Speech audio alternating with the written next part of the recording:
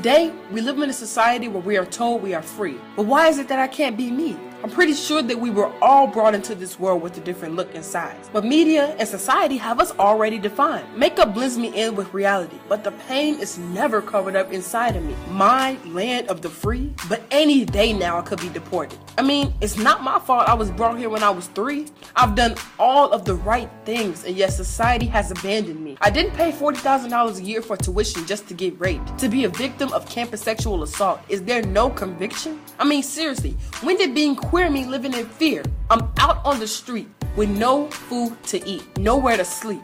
Is this really the American dream?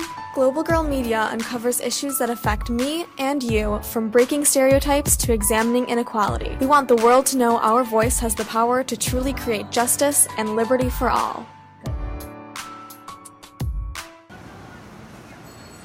Intelligent, determined, hardworking, the all-American experience, but nonetheless undocumented. When you talk to someone, you don't want them to focus on you being undocumented. You want them to focus on who you are, because your legal status does not define you whatsoever. Citlalli is one of the 1.8 million individuals in the United States who are not only labeled as undocumented, but also as dreamers, youth brought to this country as children. I was 2, so I don't really remember what was going on, so I don't have any memory of actually crossing. The U.S. flag on the top and then the Mexican flag on the bottom. Through elementary, middle school, and high school, Citlalli religiously pledged allegiance to the flag of the United States of America, that which promises one nation, under God, indivisible, with liberty and justice for all.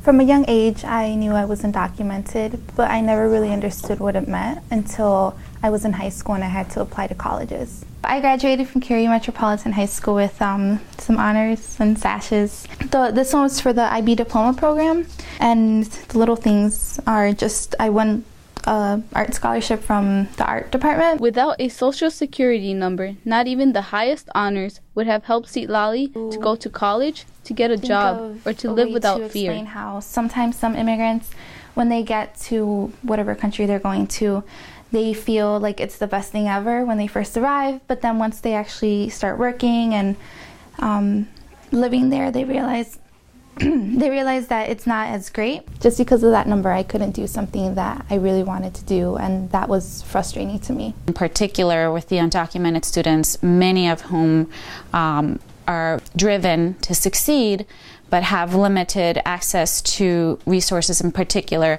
getting to college and even sometimes graduating high school, because a lot of times they figure, what's the point? I'm undocumented. Going against all odds, Citlalli graduated high school, and in the midst of that struggle, President Obama ordered deferred action for childhood arrivals in 2012. Deferred action for childhood arrivals, also known as DACA, is a work permit that allows you to have a social security number so that you can work, and it also allows you to be protected from deportation for those 2 years as well. What's most frustrating to me is that although I can work and do all that, what's most important is going to college, and even with DACA, I can't get any government financial aid, even though I'll be paying my taxes, and so will my parents. The biggest obstacle then becomes how to pay for college. With the help of some scholarships and grants, Citlalli will be attending the Illinois Institute of Technology this upcoming fall.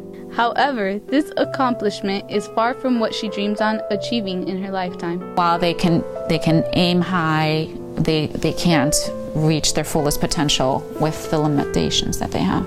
I don't think that there's ever a day when I don't think about immigration in my life. There's so much instability in the fact that you are undocumented, not only for your parents' job, just you driving as a teen. Without objection, Despite the gridlock in Washington, the fight for human rights for comprehensive immigration reform continues. We came here because we want to tell President Obama to stop deportations and give us DACA for all, because all of our families are getting separated. Even though the Obama administration has deported nearly 2 million human beings from all over the world, there are still about 11 million undocumented individuals living in this country. Not all immigrants are Latino, so obviously many other people will be affected, Polish, German, Irish. Thanks to the consistent pressure of the youth community-led organizations, President Obama used his executive power to stop the deportations of the Dreamers. Today, the community comes together to ask him to stop the deportations for all. I have a dream that all our people can be free and families can live together without fear and separation and deportation. Attorney Chris Bergen believes that these type of movements will eventually bring forth justice and liberty for all.